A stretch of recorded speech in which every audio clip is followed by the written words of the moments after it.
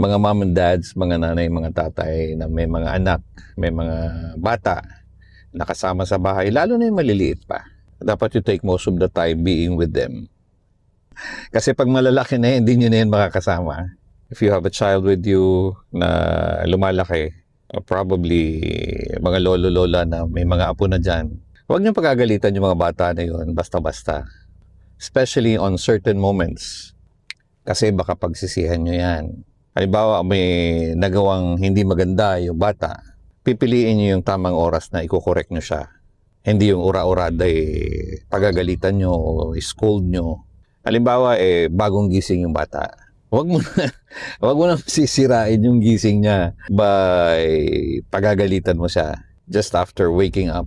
Their mind is still peaceful and they need kalmadong energy. Isa yun. Okay. Pangalawa, habang kumakain, while eating, habang kumakain yung mga bata, please, huwag niyong pagagalitan. It will create negative feelings and mawawalan sila ng gana kumain. Huwag niyong pagagalitan yung mga bata in front of other people. Masasaktan, maapektuhan yung confidence nila at yung kanilang self-esteem. Lalabas at lalabas yun hanggang sa paglaki nila.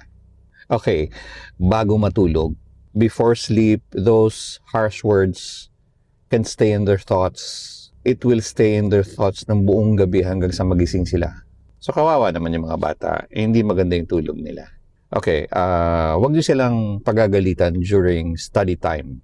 It will reduce motivation and their love for learning. Hindi makakapag-focus o makakapag-concentrate yun habang nag-aaral sila. Suma total, correct them with kindness and with a gentle heart. Kasi mas nananatili yung emotional wounds from your words. They last longer than the physical ones. Ayan tuloy, hindi maganda sa pakiramdam nila and sasama yung loob nila sa inyo. Again, correct them properly and at the right time.